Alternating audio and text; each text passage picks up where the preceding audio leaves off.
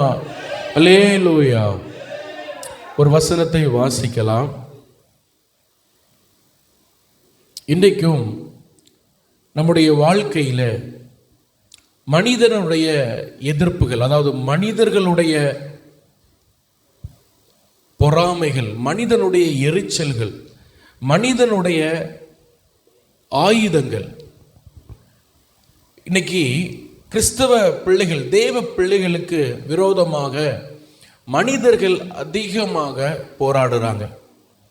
கிறிஸ்தவர்கள் சொல்ல முடியாது, பொதுவாகவே மனிதன் இன்னொரு மனிதனுக்கு விரோதமாக அதிகமாய் போராடுவான்.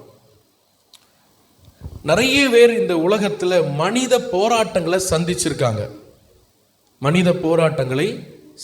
மனிதனால் வருகிற போராட்டங்கள் அது ரொம்ப டேஞ்சரான ஒரு விஷயம்.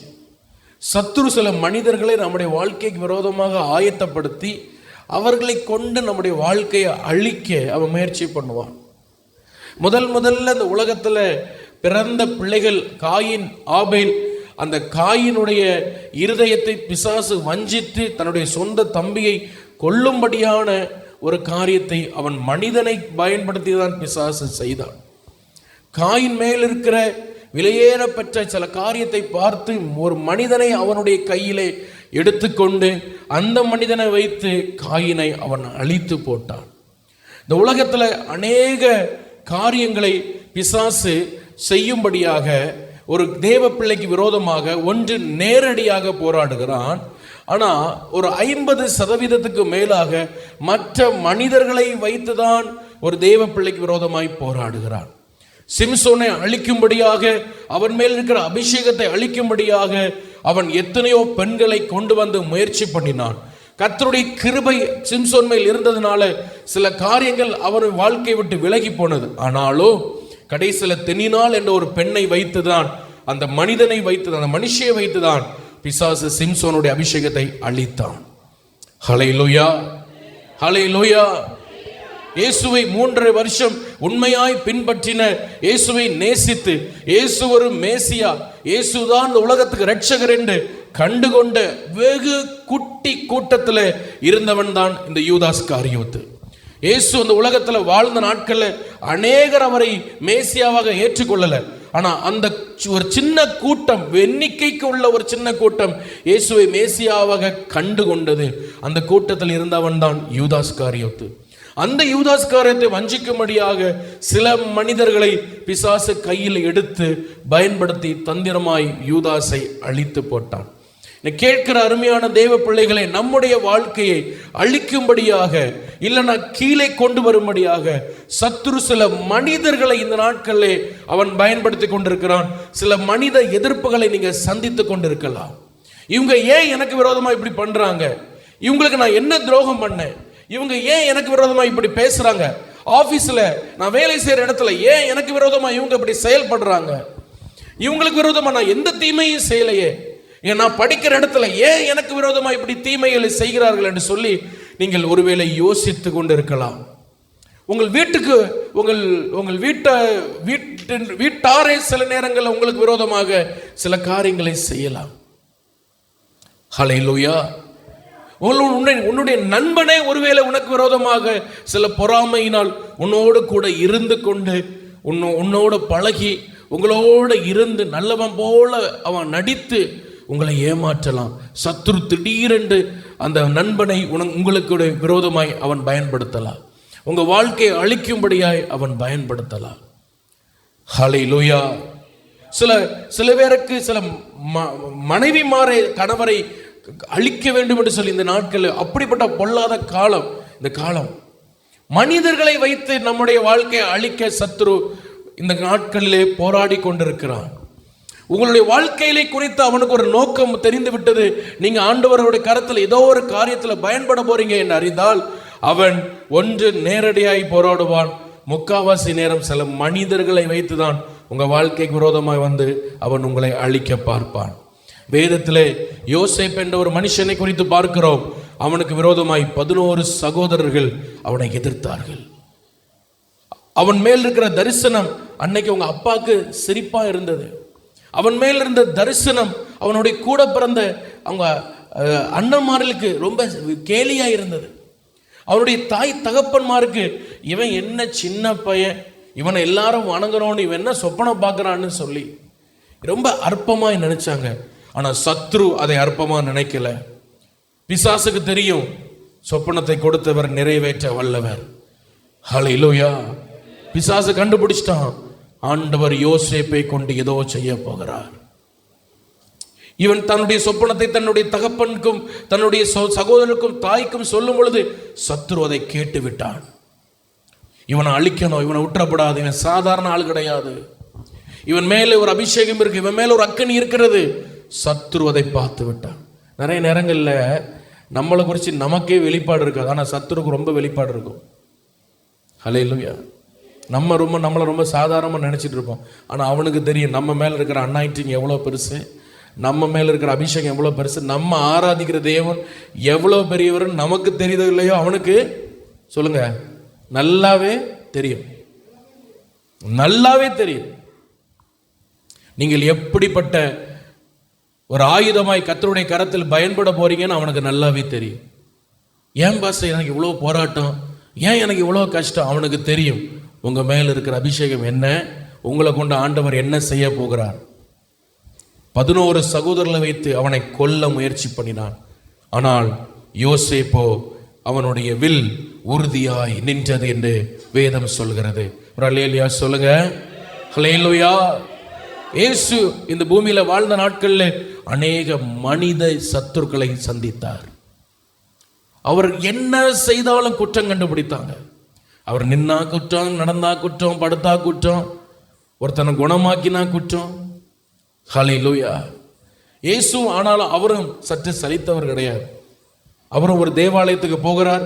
அங்க ஒருத்தன் கை எப்படி இருக்கு, ஊனமா இருக்கு. அவன் கை எப்படி இருக்கு, பேரலைஸ்டா இருக்கு. பேரலைஸ்னா அப்படியே இழுத்து வச்சிருக்கு, கையை இழுக்க முடியாது. சோம்பின கைன்னு பைபிள்ல போட்டிருக்கு. அப்படியே கை இப்படி இருக்கு. இயேசு சுகமாக்க வேண்டியதானே.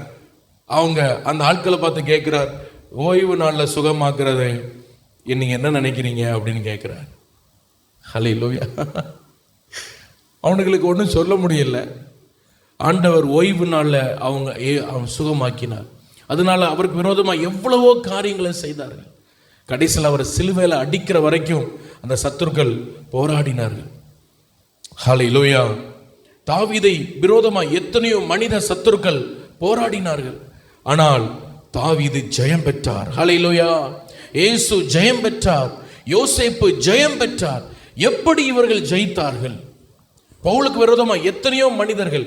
பவுல் தீமோத்தேயுக்கு எழுதும் பொழுதே சொல்றாரு, நீ அவனை நம்பாத, அவனை குறித்து ஜாக்கிரதையாயிரு, அவன்கிட்ட கொஞ்சம் பார்த்து நடந்துக்க அப்படின்னு நிறைய பேரை குறித்து பேர் குறிப்பிட்டு எழுதுறாரு தீமோத்தேயுக்கு தீத்துலாம். ஏன்னா அவங்களாம் பவுலுக்கு விரோதமாக அதிக தீமைகளை செய்தவர்கள். நான் அதிகம் ஜெபம் பண்றேன், நான் அதிகமாக உபவாசம் பண்றேன், நான் அதிகமாக ஆண்டவரை தேடுறேன், அதனால மனித சத்துருக்கள் எனக்கு இருக்க மாட்டாங்கன்னு நீங்க சொல்ல முடியாது. மனிதர்கள் சத்துருக்களை பிசாசு பயன்படுத்துவோம். ஏன் அப்படின்னா நேச்சுரலாவே ஹியூமனுக்கு ஒரு பவர் இருக்கு, மனுஷனுக்கு ஒரு வல்லம் இருக்கு. நான் சொல்றேன், எத்தனை பேருக்கு புரியுது? அல்லேலூயா. பொதுவாக பாருங்க, இந்த பில்டிங் கட்டுறாங்க பாருங்க, கட்டடம் கட்டுறாங்க. ஒரு கட்டடம் கட்டும் போது அதை என்ன செய்யறாங்க, திரை போட்டு மூடிடுறாங்க. ஏன்னா என்ன சொல்றாங்க, அதில் என்ன பண்றோம், கண்ணு பட்டுறோம் அப்படின்னு சொல்றாங்க. ஆனால் நம்ம அதை நம்புகிறது இல்லை. பொதுவாகவே மனுஷன் ஆண்டவர் கிரியேட் பண்ணார், மனுஷன் ஆண்டவர் உருவாக்கினார். மனுஷனுக்கு ஒரு வல்லமை கொடுத்து தான் ஆண்டவர் அவனை உருவாக்கினார். அந்த வல்லமை அவன் இழந்து போயிட்டான், அது குறைந்து இருக்கிறது. ஆனால் நேச்சுரலாகவே ஹியூமனுக்கு ஒரு பவர் இருக்கு. ஹல்லேலூயா. எத்தனை பேருக்கு நான் சொல்றது புரியுது? ஹல்லேலூயா சொல்லுங்க. நேச்சுரலாக அவனுக்கு ஒரு பவர் இருக்கு. சகலவற்றையும் ஆண்டுக்குள்ள சகலவற்றையும் கீழ்ப்படுத்த அப்படிப்பட்ட ஒரு அத்தாரிட்டியோட ஆனால் அவனை ஆண்டவர் சிருஷ்டித்தார். அவன் அதை இழந்துட்டான். ஆனாலும் நேச்சுரலா அவனுக்கு கொஞ்சம் பேலன் இருக்கு. மனுஷனுக்கு அந்த ஒரு சக்தி இருக்கு. எல்லா மனுஷனுக்கும் நேச்சுரலா ஒரு பேலன் இருக்கு. அதை சிலவங்க தூண்டி தான் சிலவங்க அந்த ஹிப்னோடைஸ் பண்றது, இந்த மாதிரிப்பட்ட விஷயங்கள்லாம் அவங்க கண்டுபிடிக்கிறது. பிசாசுக்கு அந்த சக்தியை அவங்க ஒப்பு கொடுத்து அந்த மந்திரங்கள் மாந்திரிகள் படிக்கிறது, கண்ணை வச்சு ஒருத்தவங்களை இது பண்றது, இங்க இருந்து மாந்திரிகம் வச்சு இன்னொரு இடத்துல இருக்கிற ஒரு ஆளை இது பண்றது, இதெல்லாம் மனுஷனுக்கு நேச்சுரலா இருக்கிற சக்தியை அவன் பிசாசுக்கு ஒப்பு கொடுத்து அந்த சக்தியும் கூட சேர்ந்ததுனால அது சில கிரியைகளை செய்கிறது. ஹல்லேலூயா. நேச்சுரலா மனுஷனுக்கு ஒரு பலன் இருக்கிறது, நேச்சுரலாவே மனுஷனுக்கு ஒரு இது இருக்குது. பிசாசு இப்ப அதை கையில் எடுக்கிறான். அதை கையில் எடுத்து மனிதர்களை கொண்டு அந்த பலனை அவன் பயன்படுத்தி நம்மை அழிக்க பார்க்கிறான். இன்னைக்கு ஒருவேளை ஆராதனையில் வந்திருக்கிற நீங்கள் சில மனித எதிர்ப்புகளை சந்தித்து இந்த இடத்துல வந்திருக்கிறீங்க. இந்த செய்தியை ஆரம்பிக்க முன்னாடி உங்களுக்கு ஒன்று தெளிவாய் சொல்ல விரும்புகிறேன். எந்த மனுஷனும் நமக்கு சத்துரு கிடையாது. ஒரு அல்லேலூயா சொல்லுங்க, சத்தமா அல்லேலூயா சொல்லிருங்க. அல்லேலூயா. எந்த மனுஷனும் நமக்கு சத்துரு கிடையாது. எந்த மனுஷனுக்கு விரோதமா நம்ம ஜெபம் பண்ணக்கூடாது. எந்த மனுஷனும் அழிய வேண்டும் சொல்லி நம்ம விரும்பக்கூடாது, ஆசைப்படக்கூடாது. எனக்கு விரோதமாக எந்த மனுஷன் வந்தாலும் அவனை இயக்குகிறது ஒரு பிசாசு, அவனை இயக்குறது ஒரு அசுத்தாவி. அப்போ நீங்க ஜெயிக்க வேண்டியது அந்த அசுத்தாவியை தான் தவிர, அந்த பிசாசை தான் தவிர, அந்த மனுஷனுக்கு விரோதமா போராடாதீங்க, அவனுக்கு விரோதமா யுத்தம் பண்ணாதீங்க. ஹல்லேலூயா. மனித பிசாசு இன்னைக்கு ஊழியத்தில் கூட அநேக போட்டி பொறாமைகளை கொண்டு வந்து விட்டான். ஊழியத்தில் கூட ஒரு ஊழியத்தில் பயன்படுத்தா இன்னொருத்தருக்கு பிடிக்க மாட்டேங்க. ஒருத்தனை ஆண்டவர் பயன்படுத்தி ஒரு பிசாசை விரட்டிட்டான்னு இன்னொருத்தனுக்கு பிடிக்க மாட்டேங்க. உடனே பொறாமை வந்துடுது. உடனே அவனுக்கு விரோதமாக ஏதாவது செய்ய பார்க்குறாங்க. எங்க பயன்பட்டுருவானோ, எங்க மேலே வந்துருவானோ, எங்க ஏதாவது பண்ணி நம்மளை விட உயரத்துக்கு போயிடுவானோ. ஊழியமே ஒரு போட்டி பொறாமையாக இருக்கிற ஊழியர்கள், அவ்வளோ மோசமான மனிதர்கள் இந்த உலகத்தில் பிசாசு வைத்திருக்கிறான். அதுதான் நான் சொல்ல வரேன். ஹல்லேலூயா. ஊழியத்திலே சந்திக்கிறோன்னா அப்போ உங்க தனிப்பட்ட வாழ்க்கையில் நீங்க சந்திக்காமலே இருப்பீங்க, கண்டிப்பா நீங்க சந்திப்பீங்க மனித சத்துருக்கள். ஆனா தாவீது சொன்னார், என் சத்துருக்களுக்கு முன்பாக நீர் எனக்கு ஒரு பந்தியை ஆயத்தப்படுத்துவீர். ஹல்லேலூயா. எனக்கு ஒரு சத்துரு இல்லை, எனக்கு நிறைய சத்துரு. எல்லாரையும் கூட்டி கொண்டு உட்கார வச்சு எனக்கு ஒரு டைனிங் டேபிளில் நான் அவங்களுக்கெல்லாம் நான் சாப்பாடு போடுவேன் என் சத்துருக்கு. ஹல்லேலூயா. என் கையால் அவன் சாப்பிடுவான். எனக்கு ஒரு பந்தியை நீர் ஆயத்தப்படுத்துவீர், என் தலையை அந்த சத்துருக்கு முன்பாக நீர் அபிஷேகம் பண்ணுவீர். ஹல்லேலூயா. ஹல்லேலூயா. ஆனா அது நடந்தது. அவனுடைய சகோதரர் முன்பாக கர்த்தர் அபிஷேகம் பண்ணினார். இன்னைக்கும் ஒரு சத்துருக்களை, மனித சத்துருக்களை நம்ம எப்படி ஜெயம் பெறலாம் வாசிக்கலாம். உபாகமம் 33ஆம் அதிகாரம். இந்த செய்தியின் ஆதாரமாக அந்த வசனத்தை வாசித்து நம்ம செய்திக்குள்ள போகலாம். உபாகமம் 33:17. உபாகமம் 33:17. நான் திரும்ப இந்த வாசனத்தை சொல்லுகிறேன், அதனால மைக்கில் வாசிங்க. அவன் அலங்காரம் அவன் தலையீற்று காளையினுடைய அலங்காரத்தை போலவும், அவன் கொம்புகள் காண்டாமிருகத்தின் கொம்புகளை போலவும் இருக்கும். அவைகளாலே ஜனங்களை ஏகமாய் தேசத்தின் கடையாந்திரங்கள், அவைகளாலே ஜனங்களை ஏகமாய் தேசத்தின் கடையாந்திரங்கள் மட்டும் மொட்டி துரத்துவான். அவைகள் எப்ராயிமின் 10,000களும், அவைகள் எப்ராயிமின் 10,000களும், மனாசையின் 1000களும் என்றான். ஹல்லேலூயா. ஆங்கில மொழிபெயர்ப்பு வச்சிருக்கீங்களா? இருக்கா? இருக்கா? அந்த வசனத்தை வாசிமா, இங்கிலீஷ்ல வாசி, கவனி. His glory is like his first king. Link, first link ன்னு போட்டிருக்கு. அது என்ன டிரான்ஸ்லேஷன்? கேஜேவியா? கேஜேவில ஃபர்ஸ்ட் லிங்க்னு போட்டிருக்கு. இன்னொரு ஆங்கில மொழிபெயர்ப்புல ஃபர்ஸ்ட் பார்ன் போட்டிருக்கு. ஃபர்ஸ்ட் பார்ன்னா முதல் பிறந்தவன். சத்தமா சொல்லுங்க, அந்த வார்த்தையை சொல்லுங்க, முதல் பிறந்தவன். சத்தமா சொல்லுங்க, முதல் பிறந்தவன். எல்லாரும் சொல்லுங்க, முதல் பிறந்தவன். முதல் பிறந்தவனுக்கு நம்ம யார் முதல் பிறந்தவன் சொல்லுவோம்? சொல்லுங்க. தெரியுது, தெரியாம பாக்குறிய? யார் முதல் பிறந்தவன் சொல்லுவோம்? ஃபர்ஸ்ட் பிறந்தவன் முதல் பிறந்தவன் சொல்லுவோம். ஏசப்பாவும் எல்லாவற்றிலும் அவர் முதலானவர்னு பைபிள் சொல்லுது. அவன் கரெக்டாக தான் சொல்லியிருக்கான். ஹல்லேலூயா. முதல் பேரானவர்னு பைபிள் சொல்லியிருக்கு. சரி, அப்போ முதல் பிறந்தவன், முதல்ல ஒரு குழந்தை பிறந்தனா அது யாரு? First born. ஆனா இங்கே மோசே யோசேப்பின் கோத்திரத்தை ஆசீர்வதிக்கும் போது சொல்றாரு, அவன் முதல் பிறந்தவன். அவன் தலையீற்று. அவன் என்ன ஈற்று? தலையீற்று காளை. அவன் ஃபர்ஸ்ட் பார்ன். யோசேப்பு முதல்ல பிறந்தான். எப்ப பிறந்தான்? அவன் 11வது ஆள். அவனுக்கு அப்புறம் ஒரு தம்பி உண்டு, அவனுக்கு ஒரு தங்கச்சி உண்டு. ஹல்லேலூயா. அவன் 11வது ஆள் அவன். ஆனா மோசே அவனை ஃபர்ஸ்ட்ல கொண்டு வைக்கிறார். ஹல்லேலூயா. மோசே ஃபர்ஸ்ட்ல கொண்டு வைக்கல, வச்சது யாரு? கர்த்தர். கர்த்தர் அவனை ஃபர்ஸ்ட்ல கொண்டு வைக்கிறார். அவன் தலை, அவன் அந்த வசனத்தை வாசிக்கும் பொழுது உபாகம் 33 அவன் அலங்காரம், அவன் தலையீற்று காளையினுடைய அலங்காரம். இந்த ஃபர்ஸ்ட் பார்னுக்கு நல்ல பலன் இருக்கும். இந்த முதல் பிறக்கிற குட்டி, காளை குட்டிக்கு பயங்கர ஸ்ட்ரென்த் இருக்கும். அது ஒரு ஸ்பெஷல் ஆனது. அதுக்கு கொம்புல பயங்கர ஸ்ட்ரென்த் இருக்கும். யோசேப்பு தன்னுடைய சொந்த அண்ணன்மாரால கொலை முயற்சி செய்யப்பட்டவன். நீங்க கொஞ்சம் கற்பனை பண்ணி பாருங்க. ஹல்லேலூயா.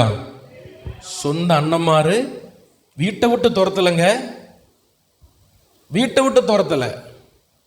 தம்பிக்கு சொத்து கொடுக்க கூடாதுன்னு சொல்லல, அதை சொன்னாலே நம்மளால தாங்க முடியாது. சொந்த அண்ணன்மார் அவனை கொலை செய்ய முயற்சி பண்ணாங்க. என்ன பண்ண முயற்சி பண்ணாங்க?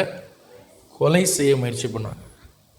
ஆனா கர்த்தர் யாரை கொலை செய்ய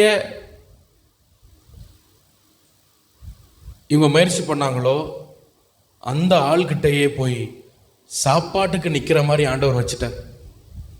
அந்த ஆள்கிட்டே போய் சாப்பாட்டுக்கு நிக்கிற மாதிரி ஆண்டவர் வச்சுட்டார். ஹல்லேலூயா, ஹல்லேலூயா.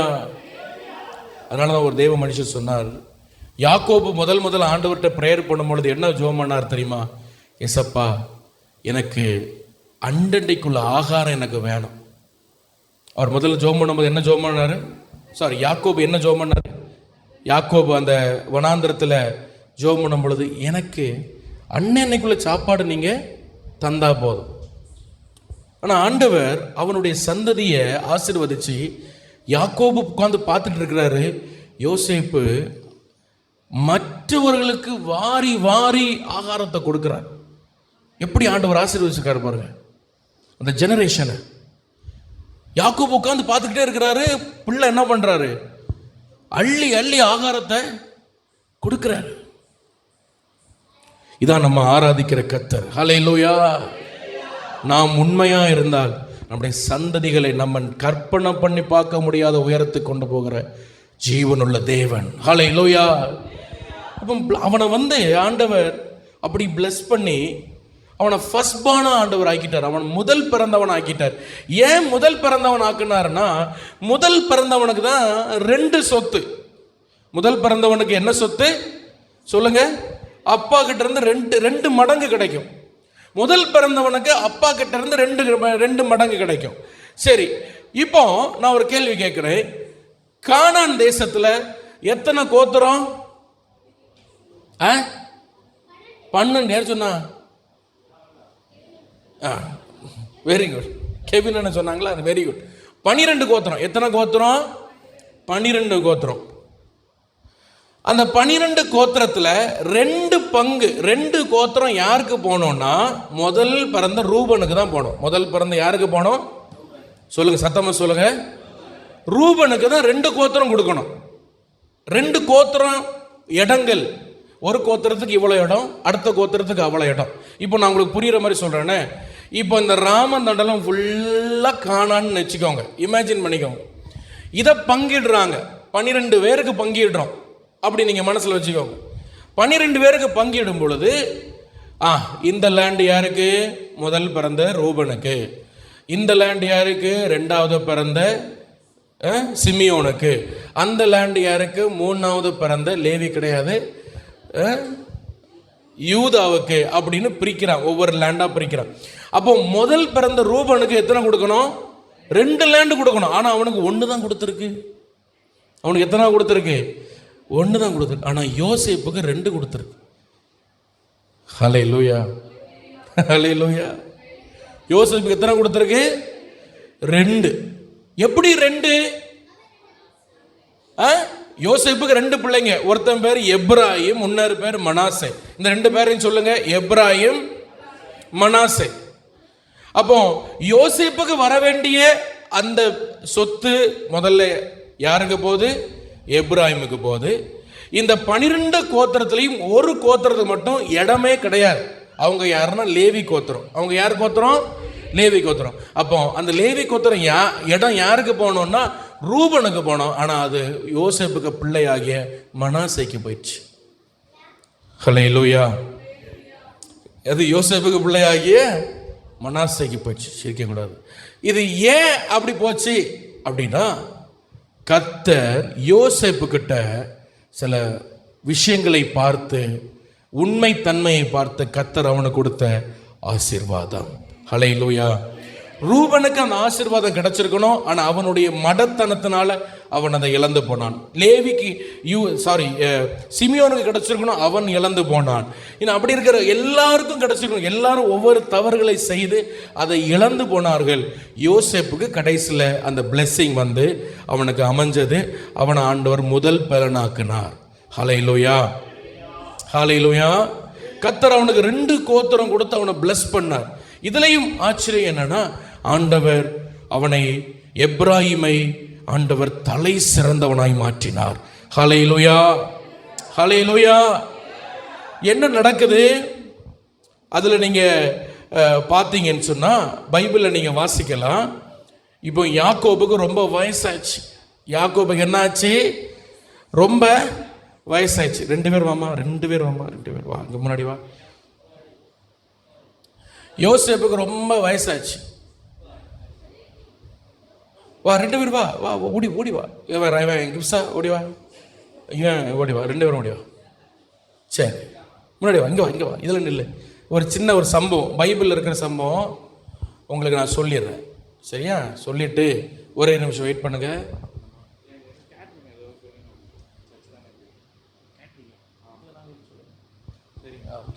சரி, அந்த சர்ச் தான். அங்கே ஒரு சர்ச் இருக்கு, அங்கே ஃபங்க்ஷன் இருக்குது அங்கே. சரி, இப்போ 2 பேரும் என்னை பார்த்து நில்லுங்க. இப்போ யோசேப்புக்கு வயசாச்சு. யோசேப்புக்கு என்ன ஆச்சு? யாக்கோபுக்கு வயசாச்சு. வயசானோடனே இப்போ அந்த பைபிள் காலத்தில் என்ன பண்ணுவாங்கன்னா, இப்போ பண்ணுறாங்களோ தெரியல, வயசான பரிசுத்தவான்களுக்கு முன்னாடி கொண்டு பேர பிள்ளைகளை நிப்பாட்டி அந்த தாத்தா என்ன பண்ணோம்? பேர பிள்ளைகளை பிளஸ் பண்ணோம், இல்லை அப்பா பேர பிள்ளைகளை பிளஸ் பண்ணோம். இப்போ உதாரணமாக இது மனாசேன்னு வைங்க, இது எப்ராயிம்னு வைங்க. இது 2 யாரு? யோசேப்புக்கு 2 பசங்க. ஒருத்தன் மனாசே, அவன் தான் மூத்தது பிறந்தவன். இது எப்ராயிம், இவன் 2வது பிறந்தவன். இவன் என்னது பிறந்தவன்? 2வது பிறந்தவன். இப்போ யாக்கோபுக்கு வயசாகி அப்படி சேரில் உட்கார்ந்துருக்கிறாரு. இவனுக்கு முன்னாடி யோசேப்பை கொண்டு நிப்பாட்டுறான். வலது பக்கம் மனாசேயை கொண்டு நிப்பாட்டுறான். இவனுக்கு இடது பக்கம் எப்ராயிமை கொண்டு நிப்பாட்டுறான். ஏன்னா தாத்தா யாருக்கு மேலே வலது கையை வைக்கிறாரோ அவனுக்கு டபுள் பிளெஸிங். தாத்தா யாருக்கு மேலே வலது கையை வைக்கிறாரோ அவனுக்கு, அவன் மூத்தவன்னா அப்படி வைக்கணும். அது அவங்களுடைய முறைமை. ஆனால் யாக்கோபு என்ன பண்ணார் தெரியுமா? அவர் சாதாரண ஆள் கிடையாது. வயசானாரும் அவர் சாதாரண ஆள் கிடையாது. கையை இப்படி திருப்பிக்கிட்டார். கையை இப்படி, பைபிள் அப்படியே சொல்லுது. அவன் மனம் அறிய கையை அப்படியே திருப்பி இப்படி பிளஸ் பண்றார். ஹல்லேலூயா. இப்படி பிளஸ் பண்றார். உடனே யோசேப்பு சொல்றாரு, அப்பா என்னப்பா இது? அப்பா வாசிக்கலாமா? நீங்க நில்லுங்க, அது வாசிக்கலாம். ஆதியாகமம் 49 எடுங்க. ஆதியாகமம் புஸ்தகம் 49ஆம் அதிகாரம், அதில் 17ஆம் வசனம் வாசிங்க. 48:17. தகப்பன் தன் வலது கையை எப்ராயிமுடைய தலையின் மேல் வைத்ததையும் யோசேப்பு கண்டு அது தனக்கு பிரியமில்லாத, அது தனக்கு எப்படி இல்ல? பிரியமில்லாத. அது எப்படி இல்ல? பிரியமில்லாத. ஏய் பாவி, நீயே குட்டி, நீயே யாரு? கடைக்குட்டி. உனைய ஆண்டவர் ஃபர்ஸ்ட் ஆக்குனது உனக்கு பிரியம். உன் பிள்ளையில 2வது வேணா ஆண்டவர் ஃபர்ஸ்ட் ஆக்குறது உனக்கு பிரியம் இல்லையா? அவனுக்கு பிடிக்கல. எப்படி அப்பா நீங்க இப்படி பண்ணலாம்? அவன் நினைச்சிட்டான், அப்பாவுக்கு கண்ணு தெரியல, வயசாச்சு, பதட்டத்துல கையை மாத்தி என்ன பண்ணிட்டாரு? வச்சிட்டாருன்னு சொல்லி வாசிங்க.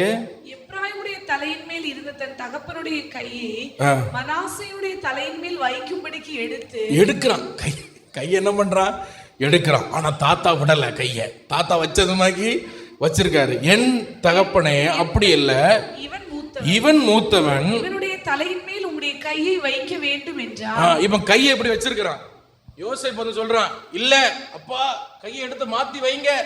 ஆனா அவர் மாத்தவே இல்லை, அவர் அப்படியே தான் வச்சிருக்கிறார். வச்சிட்டு என்ன சொல்றாரு? தகப்பனோ தடுத்து அது எனக்கு தெரியும், அது எனக்கு தெரியும், என் மகனே எனக்கு தெரியும். ஏன் அவனுக்கு தெரியும்? இவனும் ஒரு ஏன் இவருக்கு தெரியும்? ஏன்னா இவருக்கு அப்பா யாரு? யாக்கோபுக்கு அப்பா யாரு? ஈசாக்கு. ஈசாக்கு ஃபர்ஸ்ட் பிறந்தவன், ரெண்டாவது பிறந்தவனா? சொல்லுங்க, மனுஷ பார்வையில சொல்லுங்க. ஆபிரகாமுக்கு முதல்ல ரெண்டாவதா? ரெண்டாவது. இவன் யாரு? உங்க அப்பாவுக்கு முதல்ல ரெண்டாவதா? இவன் ரெண்டாவது. இவன் முன்னாடி இருக்க பிள்ளை யாரு? முதல்லயா கடைசியா? கடைசி. ஆண்டவர் லாஸ்ட் எல்லாம் கொண்டு ஃபர்ஸ்ட்ல வச்சார். இது இவன் நல்லா தெரியும், எனக்கு தெரியும். ஹல்லேலூயா. ஆண்டவர் நம்முடைய உங்க வாழ்க்கையில நீங்க நான் லாஸ்ட்ன்னு நினைக்கலாம், ஆண்டவர் உங்களை ஃபர்ஸ்ட்ல கொண்டு வைப்பார். கர்த்தர் அதை செய்வார். எத்தனை பேர் நம்புறீங்க? கரங்களை தட்டி கர்த்தரை மகிமைப்படுத்துங்க பாப்பா. ஹல்லேலூயா. நான் லாஸ்ட், எனக்கு ஒன்றும் தெரியாது, நான் மக்கு அப்படின்னு நீங்களே உங்களை கொஞ்சம் சொல்லலாம். நீங்க தேவனுக்கு உண்மையா இருந்தால் உங்களை இடம் மாத்துறது, உங்களை உங்களை ஆசீர்வாதத்தின் இடத்தை மாற்றி வைக்கிறது அவருக்கு ஒரு பெரிய விஷயமே கிடையாது. அப்படி அல்ல மகனே அப்படின்னு சொல்லி அவனு சொல்றாரு. தம்பி ஆசீர்வாதமாக தான் இருப்பான், இவன் ஒன்றும் மோசமெல்லாம் போக மாட்டான், இவன் ஆசீர்வாதமாக தான் இருப்பான். ஆனா இவனோ எப்ராஹிமோ இவனிலும் அதிகமாய் பெருகுவான். போங்க, தேங்க்யூ. இவனிலும் அதிகமாய் அவன் பெருகுவான். எல்லாரும் ஆண்டவரை ஸ்தோத்திரம் பண்ணுவோம். ஹல்லேலூயா. அப்படி சொல்லி அவனை ஆசீர்வதிச்சான். அப்படி சொல்லி அவன் என்ன பண்ணா? ஆசீர்வதிச்சான். ஹல்லேலூயா. சரி, இப்படி வந்து தகப்பன் வந்து தம்பியை முன்னாடி வச்சுட்டாரு. இப்போ அண்ணனுக்கு பொறாம இருக்குமா இருக்காதா? பொறாம இருக்குமா இருக்காதா? இருக்குமா இருக்காதாங்க? ஆனா மனாசை பொறாமப்படலை. மனாசை என்ன பண்ணல? பைபிள் அப்படி எங்கேயும் இல்லை. மனாசை என்ன பண்ணல? தம்பிக்கு விரோதமாக அதை செய்யவோ இல்லை. ஏன்னா மனாசைக்கு நல்லா தெரியும், அப்பாவை பார்த்து நல்லா கற்றுக்கிட்டார். அப்பாவை பார்த்து நல்ல ஒரு விஷயம் கற்றுக்கிட்டாரு. இந்த கை வைக்கிறதுனாலையோ இவன் ஃபர்ஸ்ட் இவன் செகண்ட் இந்த மனுஷன் வைக்கிறதுனால எல்லாம் ஒரு மனுஷனுக்கு ஆசீர்வாதம் கிடையாது. கர்த்தர் வானத்தின் பலகணியை திறந்தாதான் ஒருத்தன் ஆசீர்வதிக்கப்பட முடியும்னு தாத்தா மூலமும் படிச்சுக்கிட்டான், அப்பா மூலமும் படிச்சுக்கிட்டான். அதனால தம்பியை பிளஸ் பண்ணும்போது நீ நல்லா இருடா, ஆண்டவர் என்னையும் ஆசீர்வதிக்க தான் போறார். ஹல்லேலூயா. ஹல்லேலூயா. ஒரு இடத்துல கூட தம்பிக்கு விரோதமாக அவன் செயல்படலை. Price the Lord. இன்னைக்கு நம்ம விடுவோமா? ஹல்லேலூயா. எனக்கு வர வேண்டிய காப்பு அவ கொண்டு போயிட்டா, பஸ்ஸை பிடி, ட்ரெயினை பிடி, நேரா போ. 500 ரூபா காப்பை வாங்க, இவ 5000 ரூபா செலவு பண்ணி போவாங்க. ஹல்லேலூயா. ஏன்னா மனுஷனுக்கு இருக்கிறது என்னது? பொறாமை. அவன் என்ன விட எப்படி பெருசா வரலாம். மனாசை பொறாமப்படவே இல்லை. அவன் கண்ணு முன்னாடி நடக்குதுங்க அது. ஹல்லேலூயா. கொஞ்சம் மனாசோடைய மனநிலை நீங்கள் யோசி. நீங்கள் மனாசு இடத்துல இருக்கும் பொழுது உங்கள் மனநிலை எப்படி இருக்கும்? இந்த கிழட்டு தாத்தா எவ்வளவு கொழுப்பு இருந்தா இடது கையை என் தலைமையில வச்சு நான் மூத்தது பிறந்தவன் ஒரு சட்டை பண்ணலை. ஏன்னா மனாசைக்கு நல்லா பார்த்து ஒரு விஷயம் படிச்சுக்கிட்டான். எங்கள் அப்பா எப்படியோ கள்ளத்தனம் பண்ணி அண்ணனுக்கு ஆசீர்வாதத்தை வாங்கினாரு. ஆனா கடைசியில யாப்போக்கு நதி அண்டை உட்கார்ந்து, தேவனே நீர் என்னை ஆசீர்வதித்தால் ஒழிய நான் உம்மை போக விடேன். தலைக்கு மேல என்ன இருக்கு? தலைக்கு மேல ரெட்டிப்பான ஆசீர்வாதம் இருக்கு. ஆனா சொல்றாரு, கர்த்தாவே நீர் என்ன ஆசீர்வதிச்சால் ஒழிய. இதே யோசேப்பு இதே மாதிரிதான் அண்ணமார் எல்லாம் ஒதுக்குனாங்க. கர்த்தர் யோசேப்போடு இருந்ததுனால கர்த்தர் அவனை ஆசீர்வதித்தார். மனாசை நல்லா மனசுல பதிச்சுக்கிட்டாரு. இந்த கை வைக்கிறது, கால் வைக்கிறது, அவன் ஃபர்ஸ்ட் இவன் ஃபர்ஸ்ட் மனுஷன் சொல்றதல்ல. கர்த்தர் வானத்தின் பலகணியை திறந்து என்னை ஆசீர்வதிச்சா நான் ஆசீர்வாதமா தான் இருப்பேன். எல்லாரும் ஆமேன்னு சொல்லுங்க. ஹல்லேலூயா. ஹல்லேலூயா. அதனால அவனுக்கு அதை கொடுத்துட்டாங்க, இவனுக்கு அதை கொடுத்துட்டாங்க. எனக்கு வர வேண்டியது எத்தனை பேருக்கு புரியுது அது? ஹல்லேலூயா. நான் அப்படி இருக்க வேண்டியது, இவன் அப்படி பண்ணிட்டான், அவன் அப்படி. நீங்க கர்த்தருக்கு உண்மையா இருந்தால் உங்களை ஆசீர்வதிப்பதை எந்த அசுத்த ஆவியோ எந்த மனுஷ வல்லமையோ தடுத்து நிறுத்தவே முடியாது. ஏன்னா நம்ம ஆராதிக்கிற தேவன் எந்த மனுஷனுடைய தடைக்கெல்லாம் அவர் கட்டுப்பட்டு நிற்கிற தேவன் கிடையாது. ஹல்லேலூயா, ஹல்லேலூயா. ஆனால் நீங்கள் அந்த மேப்பை பார்த்தீங்கன்னா, இஸ்ரவேலுடைய மேப்பை நீங்கள் பார்த்தீங்கன்னா, எப்ராஹிமை ஆண்டவர் மேன்மையான பலமான ஆளாக தான் மாற்றுறார். ஆனால் மனாசைக்கு கோத்திரம் தான் ரொம்ப பெருசாக இருக்குது எண்ணிக்கையில். ஹல்லேலூயா. ஏன்னா அவனுக்கு தெரியும் கர்த்தரனை ஆசீர்வதிச்சா எல்லாம் டபுளாக கிடைக்கும். மனுஷன் ஆசீர்வதிக்கிறதுலாம் அது அவங்க இஷ்டத்துக்கு அவங்க செய்யட்டு, அது நல்லது தான், அது அது தவறு சொல்ல மாட்டேன். மனிதன் கை வைக்கிறது, பரிசுத்தவான்கள் கை வைக்கிறது தவறெல்லாம் கிடையாது.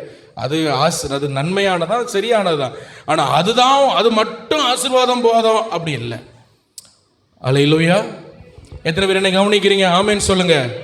ஹல்லேலூயா, ஹல்லேலூயா.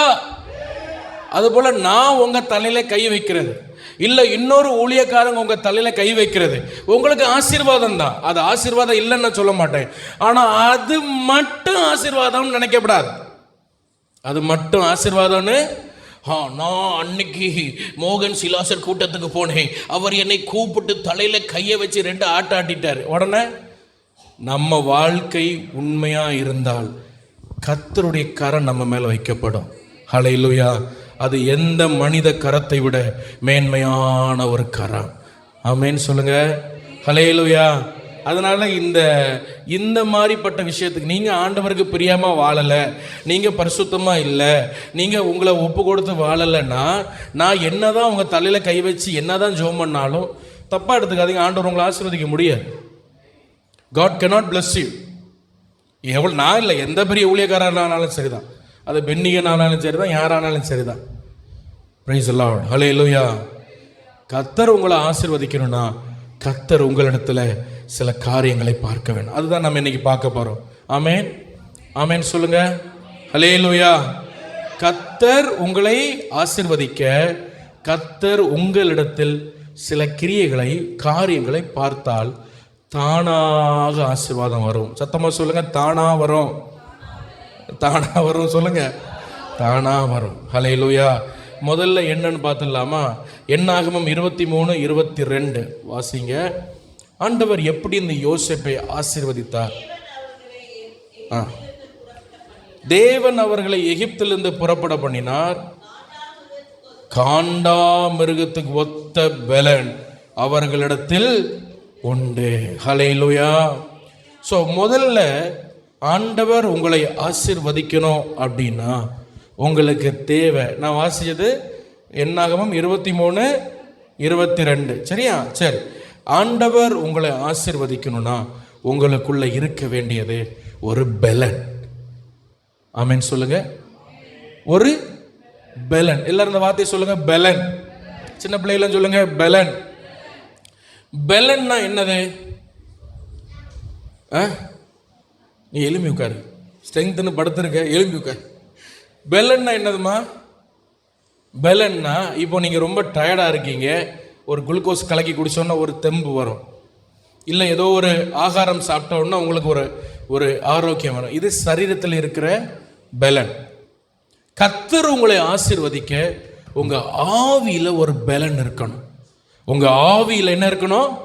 ஒரு பெலன் இருக்கணும். உங்கள் ஆவியில் ஒரு ஸ்ட்ரென்த் இருக்கணும்.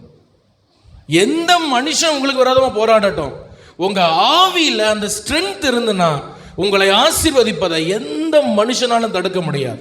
ஆமென் சொல்லுங்க. ஹல்லேலூயா. ஆண்டவர் யோசேப்பை ஆசீர்வதித்தார். எப்படி ஆசீர்வதிச்சாரு? அவங்க அப்பா தலையில கை வச்சு எதுவும் ஸ்பெஷலா பிளஸ் பண்ணாரா அவனை?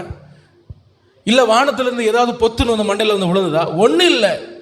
யோசேப்புக்குள்ள ஒரு பலன் இருந்தது. ஹல்லேலூயா. யோசேப்புக்குள்ள என்ன இருந்தது? என்ன இருந்ததுங்க? ஒரு ஸ்ட்ரென்த் இருந்த அவன் ஆவியில. அந்த ஸ்ட்ரென்த்துக்கு முன்னாடி எந்த மனுஷ வல்லமே நிற்க முடியல.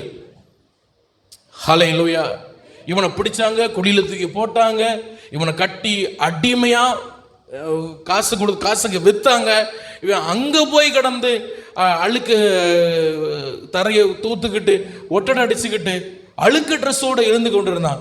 ஆனா அவனுக்குள்ள இருக்கிற பலன், ஹல்லேலூயா, அவன் என்ன செய்தாலும் அவன் ஆசீர்வதிக்கப்படுறத அவன் எஜமான் பார்த்தான். எப்படி? அவனுக்குள்ள இருந்த ஸ்ட்ரென்த் இது. அவன் ஆவியில இருந்த அந்த ஸ்ட்ரென்த் அது. ஹல்லேலூயா. அதுக்கு முன்னாடி எந்த மனுஷனும் நிக்க முடியல. போத்திபார் நிக்க முடியல, பார்வோன் நிக்க முடியல. அவனுக்குள்ள இருந்த பலன். கர்த்தர் உங்களை ஆசீர்வதி. அந்த மனுஷன் எனக்கு விரோதம் அப்படி பண்ணிட்டான், இப்படி பண்ணிட்டான், அவன் அன்னைக்கு அப்படி பண்ணாம இருந்தா நான் இப்படி வந்திருப்பேன். இந்த கதையெல்லாம் கர்த்தர்கிட்ட விடப்படாது. இந்த கதையெல்லாம் யார்கிட்ட விடப்படாது. ஆண்டவர் உன்கிட்ட கேட்பார், உன்னை ஆசீர்வதிக்க உனக்கிட்ட நான் பார்க்க வேண்டியது உங்க பலன். பலன் இருந்தா ஆசீர்வாதம் வரும். ஹல்லேலூயா, ஹல்லேலூயா. இப்போ இயேசு மரிச்சு உயிரோடு எழும்பியாச்சு. கவனிங்க, அவர் பரலோகம் போக போறார். 12 சீசர்களும் 120 பேரெல்லாம் கூப்பிடி உட்கார்ந்துருக்காங்க. எல்லாரையும் பார்த்து சொல்கிறேன், நான் போகிறேன். உன்னை இவங்கெல்லாம் பயப்படுறாங்க. ஏசப்பா நீங்கள் போனீங்க இருக்கும் பொழுதே எங்களை போட்டு கொண்டு எடுத்தானுங்களே, இந்த பரிசையை சதி செய்யலாம். நீங்கள் போயிட்டீங்கன்னா எங்களை ஒன்றில்லைன்னு ஆக்கிடுவாங்க. நீரே சொல்லியிருக்கிற பச்சை மரத்துக்கு செஞ்சால் பட்டை மரத்துக்கு செய்ய மாட்டாங்களான்னு. கொன்று எடுத்துருவாங்க. ஆண்டவரை எங்களை காப்பாற்றும். ஆண்டவர் சொன்னார், உன்னதத்திலிருந்து பலன் உங்கள் மேல் இறங்கி வர ஊழியத்தை ஸ்டார்ட் பண்ணாத. ஹல்லேலூயா. உன்னதத்திலிருந்து பலன் உன் மேல வந்த பிறகு நீ ஊழியம் செய். ஒருத்தனோட தடுக்க முடியாது.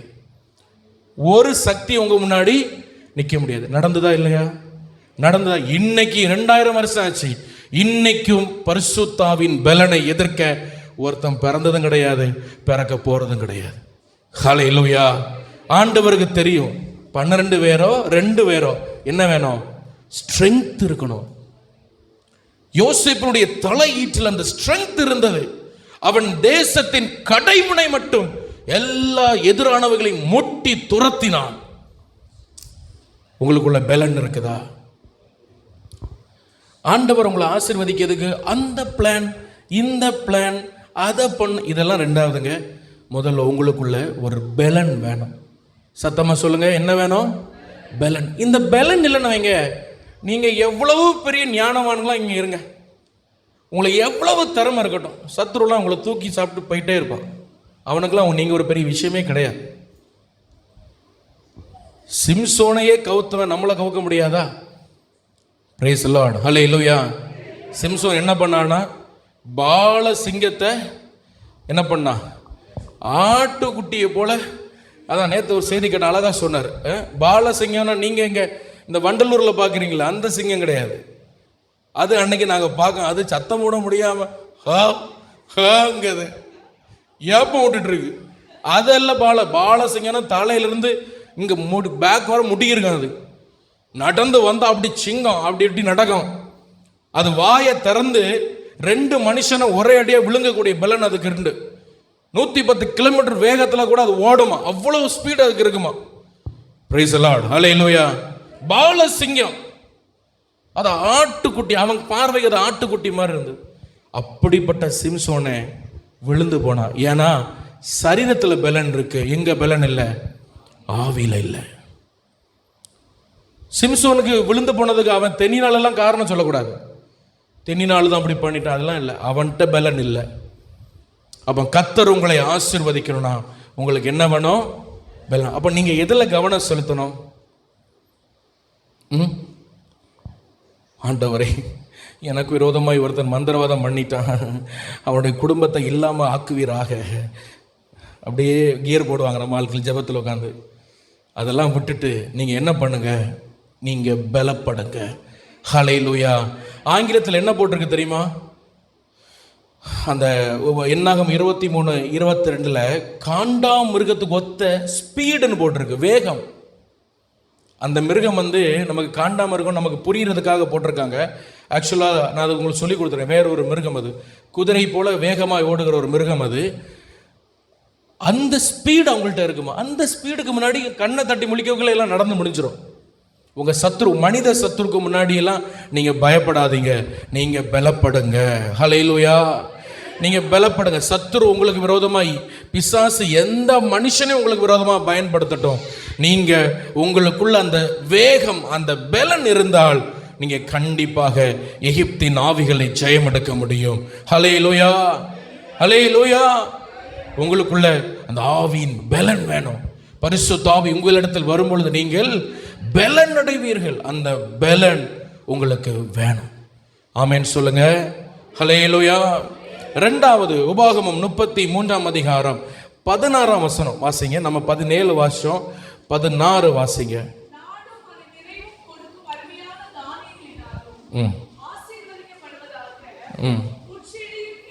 முட்செடியில் எழுந்தருளினவரின் தயை யோசேப்புடைய சிரசின் மேல் தன் சகோதரில் விசேஷித்த யோசேப்புடைய உச்சந்தலை மேல் வருவதாக. ஹல்லேலூயா. என்ன தயை?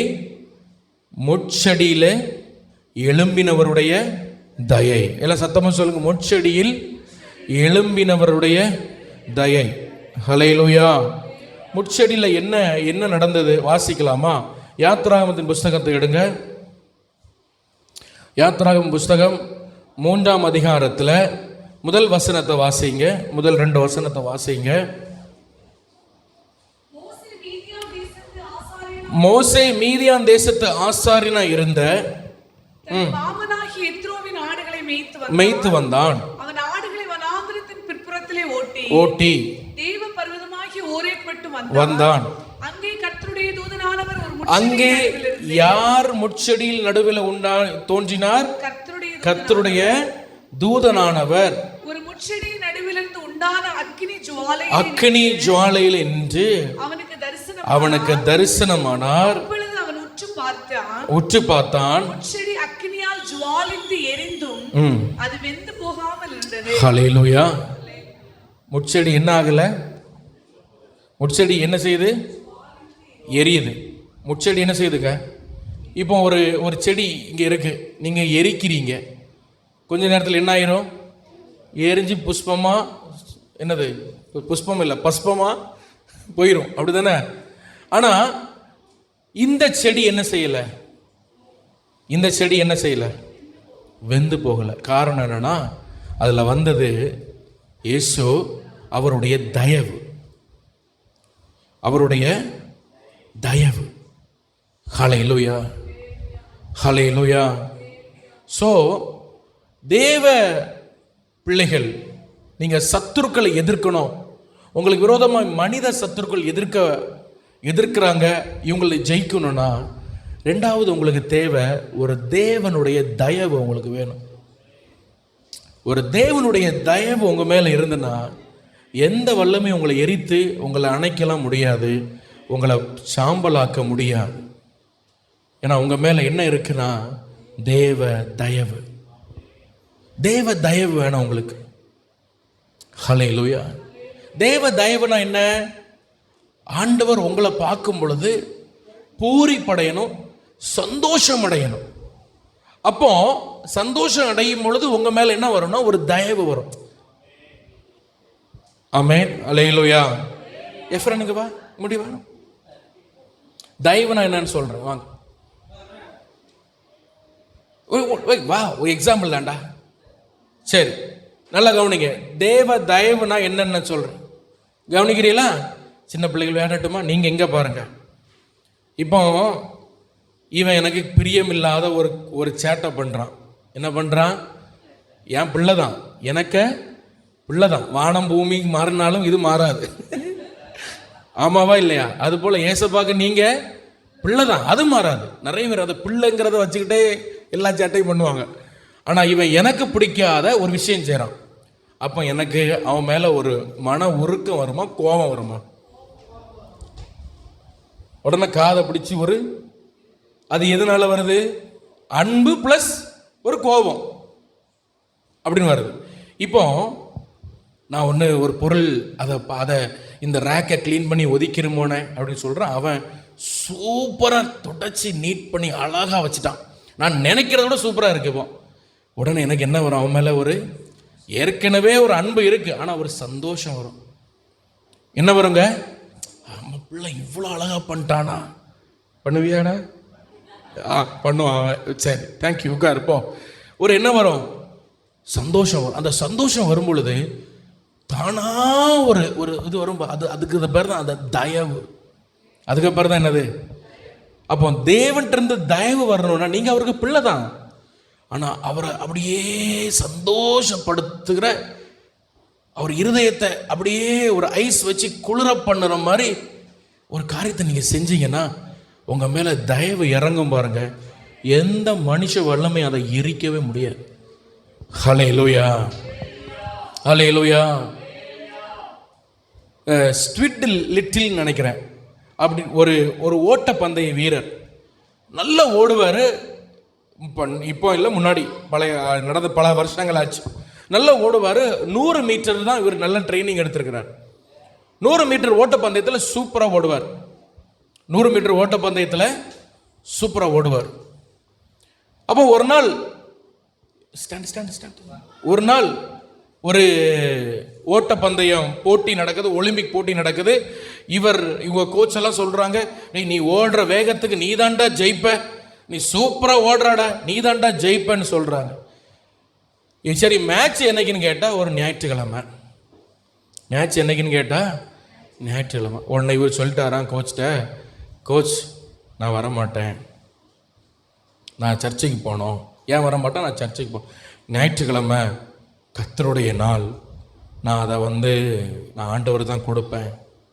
நான் ஆண்டவரை அந்த நாளை நான் கனவீனப்படுத்துறது ஆண்டவரை கனவீனப்படுத்துகிற மாதிரி, அதனால் நான் நான் போக மாட்டேன்னு சொன்னோன்னே அது பெரிய அந்த தேசம் முழுவதுமாக, ஏன்னா ஒலிம்பிக் போட்டி பாருங்க, இவன் மேலே ஒரு கருப்பு புள்ளி வர்ற மாதிரி இவர் எல்லாரும் பேசிட்டாங்க. இவன் சரியான ஒரு அறிவில்லாத ஆள், ப்ராக்டிக்கலாக எதையும் யோசிக்க தெரியாது, நடைமுறை வாழ்க்கைக்கு ஒத்து வர மாட்டான், குறுகின மனப்பான்மை உடையவன், பத்திரிக்கையில் என்னென்னலாம் மதவெறியை பிடிச்சவன், என்னென்னலாம் எழுதணுமோ எல்லாத்தையும் இவனை வச்சு எழுதிட்டாங்க. இவன் ஒன்றும் அசட்டப் பண்ணல, அப்படியே இருந்துட்டான். அடுத்த போட்டி 220 மீட்டர் ஓடணும். எத்தனை மீட்டர் ஓடணும்? 220 மீட்டர் ஓடணும். ஆனால் இவன் நல்ல ட்ரெயின் பண்ணியிருக்கிறது 100 மீட்டருக்கு தான். 200 மீட்டர் ஓடணும், அது இட நாட்களில் வருது. அப்போ இவன் சொன்னான், நான் அதில் ஓடுறேன். கோச்சு சொன்னான், நீ ஓடிட மாட்டாடா, நீ 100 மீட்டர் தான் ட்ரைனிங் எடுத்திருக்கிற, 200 மீட்டர் ஓடுறவன் உனக்கு ஸ்பீடுக்கு நீ ஓடிட மாட்ட, அவன் இன்னும் ஸ்பீடாக ஓடுவான். இல்லை, நான் ஓடுவேன்னு சொல்லி நீங்கள் நம்ப மாட்டீங்க, அவன் ஓடி ஜெயித்து புதிய ரெக்கார்டு ஒன்று வச்சானான்.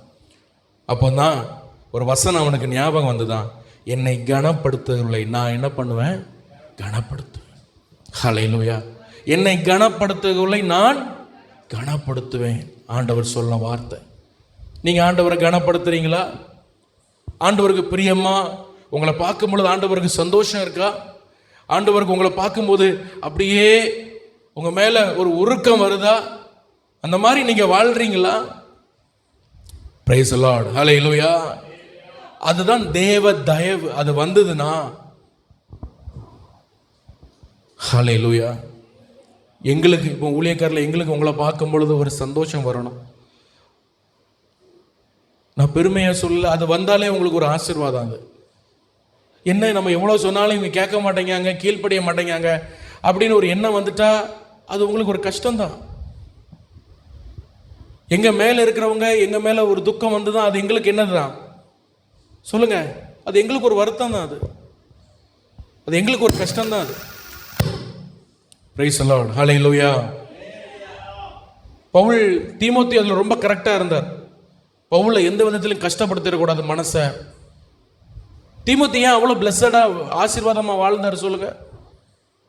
அவ்வளோ பிளெஸிங்காக இருந்தது தெரியுமா? அவருடைய வாழ்க்கையில் அவர் ரொம்ப ஒரு விஷயத்தில் ரொம்ப கவனமாக இருந்தார். எனக்கு மேலே இருக்கிற ஒருவர், ஆண்டவர் அவரை எனக்கு மேலே வச்சிருக்கிறாரு, இவர் மனசு வருத்தப்படுற மாதிரி நான் நடந்துக்க மாட்டேன். ஹல்லேலூயா.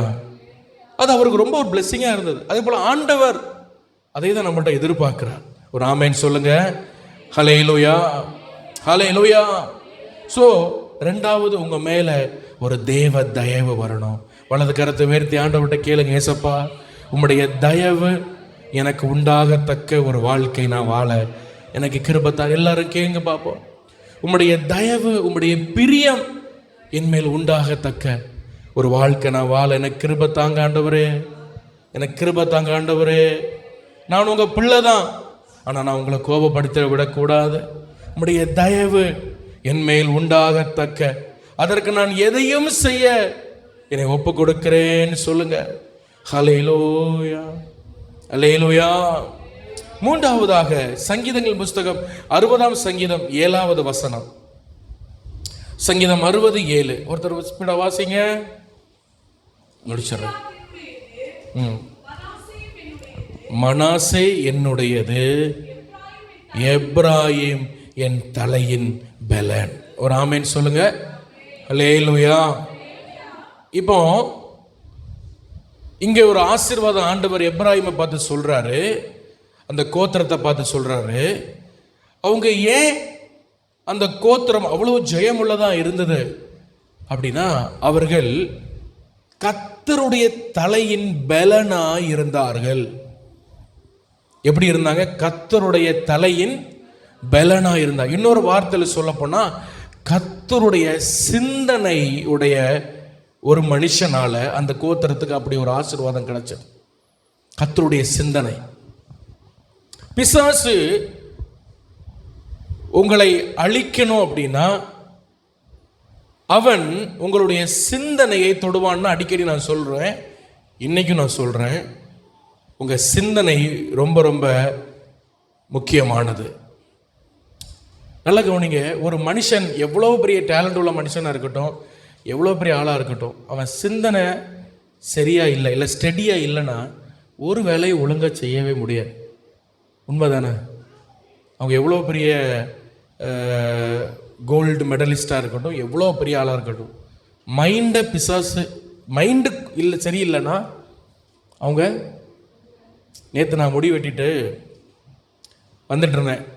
அப்போ இவங்களை கூப்பிட்டேன். இவங்க வந்து பிஸியாக இருந்தனால சரி, அப்போ நான் சொன்ன வண்டி ஆட்டோ அதை பிடிச்சி வந்துடுறேன். வழியில் என்னை இறக்கி விட்டாங்க. அப்புறம் நான் முடி வெட்டிட்டு ஒரு ஆட்டோ ரொம்ப தூரம், கொஞ்சம் தூரம் நடந்து வந்தேன். சும்மா தானே இருக்கும், கொஞ்சம் தூரம் நடந்து வந்தேன். நடந்து வந்து அப்படியே ஒரு ஆட்டோ வந்தேன். ஆனால் போகலாமா? எங்கே போனோம்? ஈக்காடு டீச்சர்ஸ் காலனி போகணும். சரி வாங்க. ஆட்டோ வந்து திருப்பணும். அவன் டீச்சர்ஸ் காலனி போகணுன்னா என்ன பண்ணோம்? ஆட்டோ திருப்பணும். ஆட்டோவில் இறக்கி வந்தோன்னே அப்படி போகுது நேராக போ. நான் இப்படி நேராக போனால் சுத்தில்ல. அப்படியா?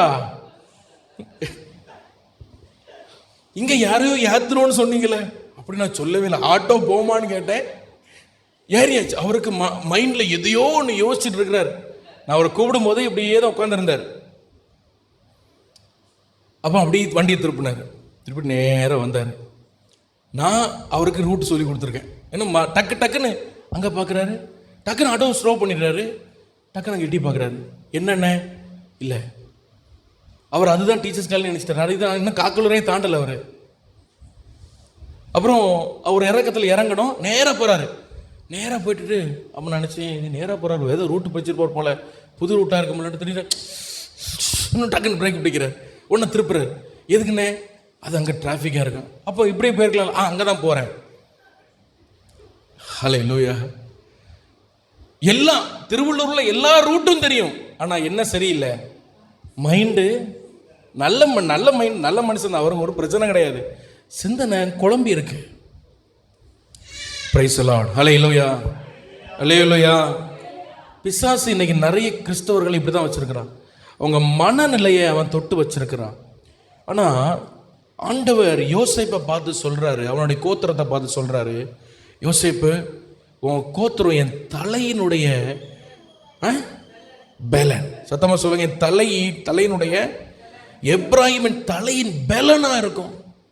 ஏன்னா யோசேப்பு, உன் சிந்தனை ரொம்ப கரெக்டான சிந்தனை. ஹல்லேலூயா. யோசேப்பு கிட்ட இருந்து அப்பாவை பிரிச்சாங்க. யோசேப்பிட்ட இருந்து அவனை ஆசீர்வாதத்தை பிரிக்க ட்ரை பண்ணாங்க. யோசேப்புடைய சிந்தனை மட்டும் சத்ரு தொட முடியவே இல்லை. ஹல்லேலூயா, ஹல்லேலூயா. யோசேப்புடைய எல்லாத்தையும் தொட்ட சத்ருவால யோசேப்புடைய சிந்தனையை அவன் ரொம்ப ட்ரை பண்ணான். பைபிள் சொல்லுது, போத்திபாருடைய மனைவி அநேக நாள், ஒரு நாள் இல்லை, ஒரு நாள்ல ஏதோ லக்கில் தப்பிச்சிட்டான், அப்படி இல்லை, அநேக நாள் அவனை பாவத்திற்கு அவள் வலை விரித்தாள். ஆனால் அவனுடைய சிந்தனை ரொம்ப ஸ்ட்ராங்காக இருந்தது. Praise the Lord. ஹல்லேலூயா. இந்த பாவத்தை செய்தால் அதனுடைய விளைவு என்ன அப்படின்னு அவன் நல்ல ஸ்ட்ராங்காக அவங்க அண்ணமாருடைய லைஃப்பை பார்த்து, அவங்க முன்னாடி வாழ்ந்து அவங்களுடைய லைஃப் எல்லாம் பார்த்து நல்லா ஸ்ட்ராங்காக தேவனுடைய பயத்தை அவனுடைய இருதயத்தில் சிந்தையில் ஸ்ட்ராங்காக வச்சுக்கிட்டார். ஹல்லேலூயா. யோசேப்பு எப்படி அவ்வளோ பரிசுத்தமாக வாழ்ந்தார்? ஒன்று தேவ பயம், இன்னொன்று அவங்க அண்ணன்மார அதே விஷயத்துல தவறு பண்ணாங்களா இல்லையா? சொல்லுங்க. ஆமா, உங்க அண்ணன் மூத்த அண்ணன் அந்த விஷயத்துல தான் விழுந்தான். தெனினால ஒருத்தன், தீனால் ஒருத்தன் அவளுடைய விருப்பம் இல்லாம, அதனால அவனுடைய அந்த தேசமே அழிந்து போனது. இதெல்லாம் யோசிப்பு சின்ன வயசுல பார்க்கறான். ஓ, இந்த பாவம் செய்யறதுக்கு இன்மையா தான் இருக்குது, ஆனா இந்த பாவத்தினுடைய விளைவு பயங்கரமா இருக்க. இந்த பாவம் பயங்கரமா இருக்க. இச்சை ரொம்ப இன்ட்ரெஸ்டிங்கா தான் இருக்கு. இச்சையான காரியங்கள் ரொம்ப இன்ட்ரெஸ்டிங்கா இருக்கு, த்ரில்லிங்கா இருக்கு. ஆனா அது விளைவு பயங்கரமா இருக்கு. ஒரு கிராமம், ஒரு ஊரே அழியுதா, ஒரு ஊரே தீப்பிடிச்சு அழியுதா, ஒருவருடைய இச்சைக்காக ஒரு ஊரு தீப்பிடிச்சு அழியுதா. இதெல்லாம் யோசிப்பு சின்ன வயசுல பார்த்து மனதுல நல்லா சொல்லுங்க பதிச்சு வச்சான். என்ன வச்சான்? பதிச்சு வச்சுக்கிட்டான். அவன் சொன்னான், என் வாழ்க்கையில என் உயிரே போனாலும் இந்த பாவத்துக்கு மட்டும் நான் இடம் கொடுக்கவே மாட்டேன். ஹல்லேலூயா. அந்த 17 வயசு வாலிபனுக்குள்ள அவனுக்கு இருந்த ஒரு பொருத்தனை, என் உயிரே போனாலும் இச்சைக்கு மட்டும் நான் இடம் கொடுக்கவே மாட்டேன். கர்த்தர் எனக்கு ஒரு மனைவியை தந்தால் ஒழிய வேற எந்த ஒரு பெண்ணை நான் சுண்டு விரல கூட நான் தொட மாட்டேன் என்கிற ஒரு பிரதிஷ்டை யோசேப்புக்குள்ள இருந்தது. ஆமென் சொல்லுங்க. ஹல்லேலூயா, ஹல்லேலூயா. அவனுடைய ஆண்டவர் எப்படி அவனை மாற்றினார்னா, நீ என் தலையின் பலன். ஏன்னா அவன் சிந்தனை ஸ்ட்ராங்கா இருக்கு. உங்க சிந்தனை எப்படி இருக்கு? சத்துரு உங்களுடைய சிந்தனைக்குள்ள அசுத்தங்களை கொண்டு வருவான், உங்க சிந்தனைக்குள்ள இச்சைகளை கொண்டு வருவான். ஆனால் நீங்க கர்த்தரின் சிந்தனை உடையவர்களாய் மாறுங்க. ஹல்லேலூயா. வலது கருத்து உயர்த்தி ஏசப்பாட்ட கேளுங்க, ஏசப்பா உங்க சிந்தனை எனக்கு தாங்க. பவுல் சொல்கிறார், கிறிஸ்துவின் சிந்தை உங்களுக்கு உண்டாகட்டும். ஏசப்பா உங்க சிந்தை எனக்கு தாங்க, உங்க சிந்தனை எனக்கு தாங்க. என் சிந்தனை ஒரு பலனுள்ள சிந்தனையா இருக்க உதவி செய்யுங்க. ஹல்லேலூயா, ஹல்லேலூயா. ஒரு தேவ மனுஷன் ஒரு நாள் அவர் ஆண்டவருக்காக வாழ்ந்தாலும் அவ்வப்போது சில பாவத்தில் விழுந்து விழுந்து எழும்பி கொண்டிருந்தார். ஒரு நாள் அவர் ஜெபம் பண்ணி கொண்டிருக்கும் பொழுது ஒரு தரிசனத்தை ஆண்டவர் அவருக்கு காண்பித்தார். அந்த தரிசனம்னா இயேசுனுடைய கல்வாரி காட்சியை பிரத்யட்சமாய் பார்க்கிறார். அதை பார்க்கும்போது அவர் வெம்பி வெம்பி அழுகிறார். ஆண்டவரே, நான் படத்துல பார்த்த மாதிரிலாம் இது இல்லையே, எவ்வளவு தூரம் உங்களுடைய எலும்பெல்லாம் தெரிகிற அளவுக்கு அடிச்சு வச்சிருக்காங்களே ஆண்டவரே, உங்களுடைய முதுகில் உள்ள எலும்பெல்லாம், விழாவில் உள்ள எலும்பெல்லாம் தெரிகிறது ஆண்டவரே, உங்களுடைய ரத்தம் எல்லாம் சரீரத்தில் போனி இந்த கருத்த உருவமாய் எவ்வளவு அலங்கோலமாய் வைத்திருக்கிறாங்க ஆண்டவரே, இவ்வளவா எனக்காக பாடுபட்டீர்னு சொல்லி அழுது கொண்டிருக்கும் பொழுது அந்த சிலுவைக்கு பின்னாடி ஒரு குட்டி உருவம், ஒரு கருப்பான ஒரு குட்டி உருவம் ஓடி அந்த சிலுவையை 2 குலுக்கிச்சான். கவனிக்கிறீங்களா? இது நடந்த சம்பவம். அந்த சிலுவையை 2 குளிச்சுட்டு ஓடி போயிடுச்சான்.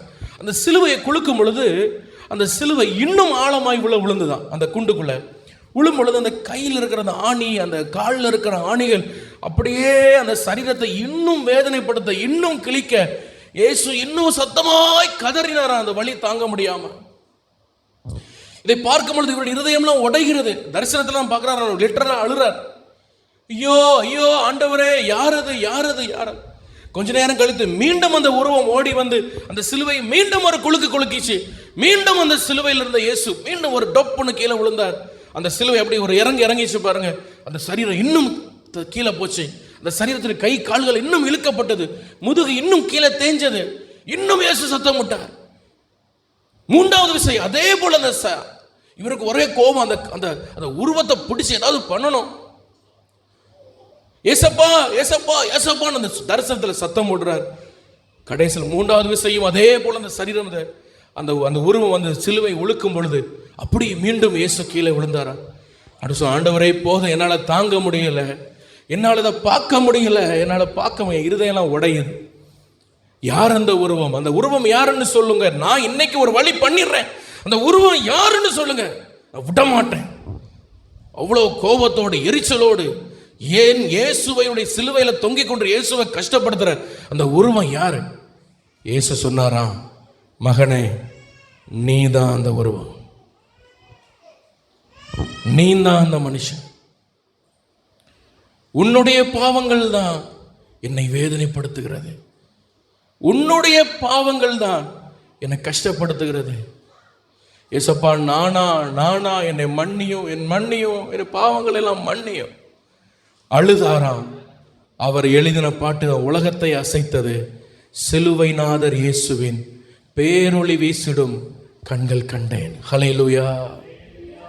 என் கையால் பாவங்கள் செய்திட்டால் தம் கையின் காயங்கள் பார்க்கின்றாரே. என் கையால் பாவங்கள் செய்திட்டால் தம் கையின் காயங்கள் பார்க்கின்றாரே. தீய வழியில் என் கால்கள் சென்றால் தம் காலின் காயங்கள் பார்க்கின்றாரே. சிலுவை நாதர் இயேசுவின் பேரொளி வீசிடும் தூய கண்கள் என்னை நோக்கி பார்க்கின்றன. தம் காயங்களையும் பார்க்கின்றன. என்னை நோக்கி பார்க்கின்றன. தம் காயங்களையும் பார்க்கின்றன. இந்த பாடல் அவர் எழுதின அழுது 1980 அந்த பாடல் எழுதப்பட்டது. அவருடைய வாழ்க்கை அந்த தரிசனத்துக்கு பின்பாக, இந்த பாடல் பின்பாக அவருடைய வாழ்க்கை மாறினது. ஹல்லேலூயா. அநேக லட்ச ஜனங்களை இந்த பாடல் தொட்டிருக்கிறது. தெய்வ பிள்ளைகளை, நீங்கள் சிந்தனையிலே செய்கிற பாவங்கள் அவருடைய இருதயத்தை வேதனைப்படுத்துகிறது. உங்கள் சிந்தனை பலனாய் மாறுவதாக. உங்கள் சிந்தனை வல்லமையுள்ள சிந்தனாய் மாறுவதாக. நம்ம எல்லாரும் தெய்வ சமூகத்தில் முழங்கல் பண்ணிடலாம். நம்ம எல்லாரும் ஜெபம் பண்ண போகிறோம். ஹல்லேலூயா, ஹல்லேலூயா. மனித விரோதிகள், மனித சக்திகள் உங்களுக்கு விரோதமாக எழும்பினா பயப்படாதீங்க. உங்களுக்குள்ள ஒரு பலன் இருக்கும் பொழுது எந்த வல்லமை உங்களை அழிக்க முடியாது. உங்கள் மேல் தேவனுடைய தயவு இருக்கும் பொழுது எந்த சத்ரு உங்களை அழிக்க முடியாது. நீங்கள் கர்த்தருக்கு பிரியமான சிந்தனை உடையவர்களாய் நீங்கள் மாறும் பொழுது எந்த மனித சக்தியும் உங்களை மேற்கொள்ள முடியாது. ஆனால் நம்முடைய லைஃபை குறித்து இந்த நேரத்தில் நம்ம கொஞ்சம் ஆராய்ச்சி பண்ணோம். ஆண்டோடைய சமூகத்தில் ஒப்பு கொடுப்ப, ஏசப்பா, ஹல்லேலூயா, எனக்கு விரோதமாக அநேகர் அதை பண்ணுறாங்க இதை பண்ணுறாங்க. நான் சொல்கிறேன், நான் எப்படிப்பட்ட ஒரு வாழ்க்கை வாழ்கிறேன்? எனக்குள்ளே பலன் இருக்கிறதா? ஹல்லேலூயா. உம்முடைய தயவு உண்டாகத்தக்க ஒரு வாழ்க்கை எனக்கு இருக்கிறதா? உம்முடைய சிந்தை எனக்கு இருக்கிறதா? அப்படி இல்லாவிட்டால் எனக்கு ஒரு விசை மனம் இறங்க ஆண்டவரேன்னு சொல்லி ஹல்லேலூயா கேட்கலாம். எந்த மனுஷனும் நமக்கு விரோதி இல்லை, எந்த மனுஷனும் நமக்கு சத்ரு அல்ல. நீங்கள் பலப்பட்டா போதும். உங்களுடைய வாழ்க்கையின் உயர்வை எந்த எகிப்தின் வல்லமையும் தடுக்க முடியாது. தானியேலுடைய உயர்வை எந்த பாபிலோனிய அசுத்தமும் தடுக்க முடியவில்லை. ஹல்லேலூயா, ஹல்லேலூயா. உங்களுக்குள்ளே ஒரு பலன், உங்களுக்குள்ளே ஒரு பலன் உண்டாகட்டும். ரிகபா சந்துடா லாத்தாரா மௌதியான் தாரா பலா. ஏசப்பா மக ஸ்தோத்திர, ஏசப்பா மக ஸ்தோத்திர, ஏசப்பா மக ஸ்தோத்திர. ஹல்லேலூயா. எல்லாரும் ஒப்பு கொடுத்து ஜெபம் பண்ணுங்க. ஆண்டவர்களோடு பேசின வார்த்தைகளை வைத்து ஜெபம் பண்ணுங்க. ஹல்லேலூயா. நம்முடைய சிந்தனை மண்டலங்களை கெடுக்கிற பொல்லாத சபிக்கப்பட்ட வல்லமைகள் ஆமென் இயேசுவின் நாமத்தில் துரத்தப்படுவதாக. ஹல்லேலூயா. உங்க சிந்தனை மண்டலத்தை ஏசப்பாட்ட ஒப்பு கொடுத்து ஜெபம் பண்ணுங்க எல்லாரும்.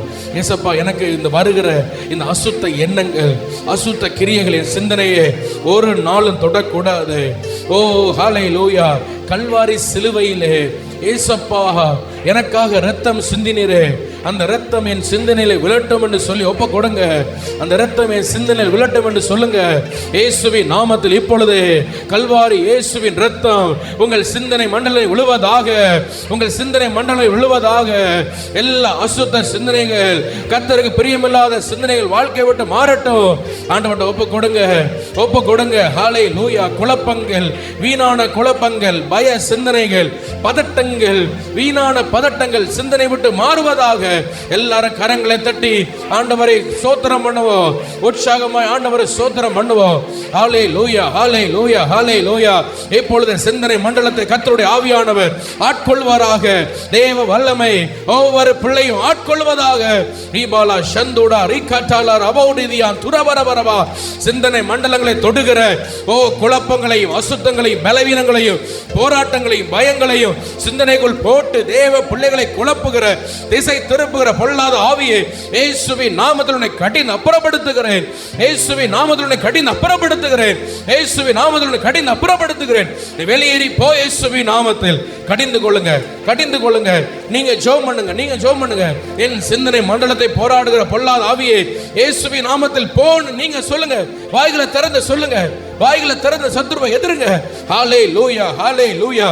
தேவையில்லாத சிந்தனைகள், ஆமென், ஒருவருக்கு விரோதமாய் ஆமென் எப்படியாவது எழும்பி ஏதாவது செய்ய வேண்டும் என்கிற சிந்தனைகள், உங்களுக்கு அப்படி ஒரு விஷயம் நடந்திருக்காது, அப்படி இருக்குமோ இப்படி இருக்குமோ என்று தேவையில்லாத கற்பனைகள், இதெல்லாம் மாறுவதாக, இதெல்லாம் மாறட்டும். என் சிந்தனை மண்டலத்தை ஆளுகை செய்யுங்க ஆவியானவரே. எல்லா பொல்லாத ஆவிகள், சிந்தனை மண்டலத்தை கெடுக்கிற சபிக்கப்பட்ட ஆவிகளை இயேசுவின் நாமத்தில் கடிந்து அப்புறப்படுத்துகிறேன், கடிந்து அப்புறப்படுத்துகிறேன். ஹல்லேலூயா. ஒரு பலன் உள்ள சிந்தனை, எப்ராஹிமின் தலையின் பலன் என்று சொல்லப்பட்டது போல நான் கர்த்தருடைய தலையின் பலனாய் மாற கர்த்தர் உதவி செய்வாராக. ஹல்லேலூயா, ஹல்லேலூயா, ஹல்லேலூயா. வல்லமை வல்லமை ஆவியே என்னை அனலாக்கிடோ. வல்லமை வல்லமை ஆவியே என்னை அபிஷேகியோ. பாடலாமா கைத்தட்டி? வல்லமை வல்லமை ஆவியே என்னை அனலாக்கிடோ. எல்லாரும் பாடுங்க. ஆவியே என்னை அபிஷேகியோ. வல்லமை. எல்லாரும் தேவ சமூகத்தில் முடிந்தவர்கள் எல்லாம் முழங்கால் படிட்டு ஆமென். அங்கெங்கேயும் பார்க்காதீங்க, தேவையில்லாத வேலைகள் செய்யாதீங்க. எல்லாரும் கரங்களை தட்டி உற்சாகமா பாடுங்க. என்னை அபிஷேகியோ. வல்லமை வல்லமை ஆவியே என்னை அனலாக்கிடோ. வல்லமை வல்லமை ஆவியே என்னை அபிஷேகியோ. சாத்தானின் கோட்டை முறியடிக்க வல்லமை தாருமே. சாத்தானின் கோட்டை முறியடிக்க வல்லமை தாருமே. தேவனின் ராஜ்யம் எழும்பி கட்ட வல்லமை தாருமே. தேவனின் ராஜ்யம் எழும்பி கட்ட வல்லமை தாருமே. வல்லமை வல்லமை. நிகவா சங்கடா ராதாரவா நிரவா கத்துடவா சக்கதலா நிரவா கஷதலரவா. ஒரு தேவ பலன், ஒரு தேவ பலன், ஒரு தேவ பலன் உங்களுக்கு உண்டாகட்டும். உங்க ஆவியில ஒரு தேவ பலன் இப்பொழுதே, இப்பொழுதே ஒரு தேவ பலன் உங்களுக்கு உண்டாகட்டும். நிகவா சக்கடலா நிரவா கபலவா நிரவா கபலவரவரவா சிறுவிரவரவரவா. எல்லாரும் கரங்களை தட்டி ஆவியில நிரம்பி கர்த்தரை ஸ்தோத்திரம் பண்ணுங்க. ஆண்டவரை ஜெபம் பண்ணுங்க. ஒரு பலன், ஒரு பலன், ஒரு பலன், ஒரு ஸ்ட்ரெங்த், ஒரு ஸ்ட்ரெங்த். யோசேப்புக்குள்ள இருந்த அந்த பலன், யோசேப்புக்குள்ள இருந்த பலன், அந்த ஆவியின் பலன் உங்களுக்கு உண்டாகட்டும். வாலிப பிள்ளைகள் கேளுங்க, சிறு பிள்ளைகள் கேளுங்க. ஹல்லேலூயா, ஹல்லேலூயா, ஹல்லேலூயா. கர்த்தருடைய தயை, கர்த்தருடைய தயை எனக்கு உண்டாகட்டும். கர்த்தருடைய தயை எனக்கு உண்டாகட்டும். அப்படிப்பட்ட ஒரு வாழ்க்கை நான் வாழ ஏசப்பா எனக்கு கிருபை தாரும். மனிதர்களை பிரியப்படுத்தி வாழக்கூடாது, உம்மை பிரியப்படுத்தி வாழுகிற ஒரு வாழ்க்கை எனக்கு தாங்க. ஹல்லேலூயா, ஹல்லேலூயா, ஹல்லேலூயா, ஹல்லேலூயா. என்னுடைய சிந்தனை மண்டலங்களிலே கர்த்தருடைய ஆவியானவர் அசை வாடுவீராக, அசை வாடுவீராக. பலவீனப்பட்ட சிந்தனைக்காய் ஜெபிக்கிறேன். இப்பொழுதே சிந்தனைகள் பலன் அடைவதாக. இப்பொழுதே ஓ ஹல்லேலூயா. அந்த உலர்ந்த எலும்புகளுக்குள் ஜீவன் வந்தது போல அந்த சிந்தனையில ஜீவன் உண்டாவதாக, ஜீவன் உண்டாவதாக.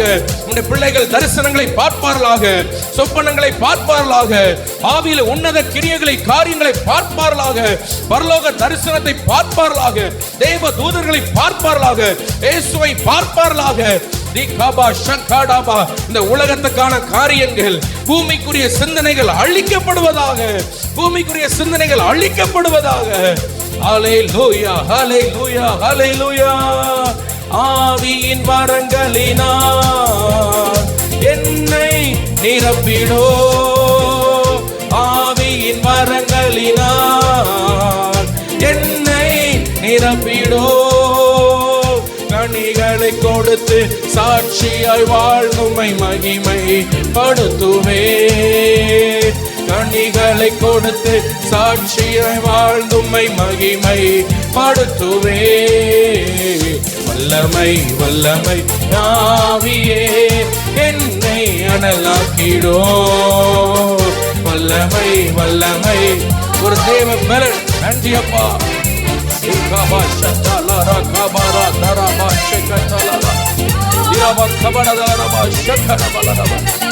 ஹல்லேலூயா ஹல்லேலூயா ஹல்லேலூயா. ஆமென் ஆமென் ஆமென். எல்லாரும் கரங்களை தட்டி கர்த்தரை மகிமைப்படுத்துவோம். ஹல்லேலூயா ஹல்லேலூயா ஹல்லேலூயா. உற்சாகமாய் ஆவியில நிரம்பி கர்த்தரை ஸ்தோத்திரம் பண்ணுங்க. ஆவியில நிரம்பி கர்த்தரை ஸ்தோத்திரம் பண்ணுங்க. ஒரு விசேஷ பலனை ஆவியானவர் தருகிறார். ஒரு விசேஷ பலனை கர்த்தர் உங்களுக்கு தருகிறார். எல்லா மனித சத்துருக்களை எதிர்க்கிறதக்க ஒரு பலனை கர்த்தருடைய ஆவியானவர் இந்த காலை வேளையில் உண்மையில் ஊற்றுகிறார். அந்த விசேஷ பலனை பெற்றுக் கொள்ளுங்க, பெற்றுக் கொள்ளுங்க. உங்களுடைய வேலை ஸ்தலங்களில் உங்களுக்கு விரோதமாக எழும்பி இருக்கிற மனித வல்லமைகளை ஜெயிக்கும்படியான பலன் இயேசுவின் நாமத்தில் உண்டாகட்டும். ஆமென் ஆமென். நம்முடைய யுத்தம் மாம்சத்தோடு இரத்தத்தோடும் அல்ல, துரைத்தனங்களோடு பொல்லாத ஆவியின் சேனைகளோடு நமக்கு யுத்தம் உண்டு. அந்த யுத்தத்தை ஒவ்வொரு நாளும் நாம் செய்து நாம் ஜெயமெடுப்போம். கர்த்தர் நம்மை பலப்படுத்தி ஆசீர்வதிப்பாராக. தொடர்ந்து கர்த்தரின் ஆராதனை நிறைவாய் நமக்கு ஆசீர்வதித்தபடியால் நம்ம எல்லாரும் ஆண்டவரை ஸ்தோத்திரம் பண்ணுவோம். ஆராதனை முடிந்த பிறகு சண்டே கிளாஸ் நடைபெறும். பிள்ளைகள் எல்லாரும் இருக்க வேண்டும். கர்த்தர் நம்மை ஆசீர்வதிப்பார். எங்களை அதிகமாய் நேசிக்கிற நல்ல தகப்பனே, ஆசீர்வதிக்கப்பட்ட இந்த நல்ல